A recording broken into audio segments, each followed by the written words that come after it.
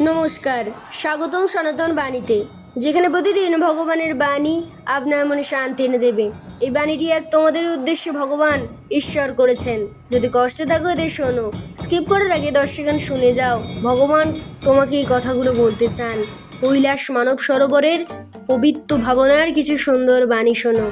কৈলাসের নীরবতায় ঈশ্বরের গভীরতম কথা শোনা যায়।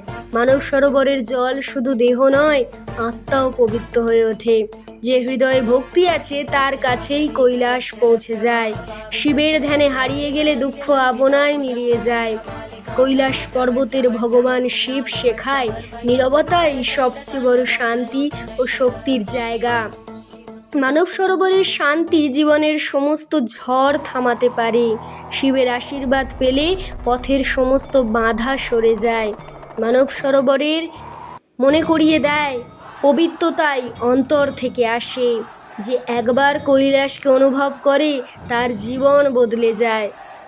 তাই আজকের এই বাণীটি যদি ভালো লেগে থাকে তাহলে একটা লাইক করে দাও, আর ফলো করতে ভুলো না। ইউটিউব থেকে দেখে থাকলে সাবস্ক্রাইব করতে ভুলো না। ভগবান তোমার আমার প্রতিটি জীবের প্রতিটি প্রাণীর যেন মঙ্গল করেন, এটাই আমাদের কামনা, এটাই আমাদের বাসনা। তাই লাস্টে একটাই কথা বলতে চাই, কমেন্টে লিখে যাও, জয় ভগবান শিবের জয়, হর হর মহাদেব, কৈলাস মানব সরোবরের জয়। হে প্রভু, তুমি আমাদের রক্ষা করো, আমাদের কৃপা করো, এর বেশি কিছুই চাই না।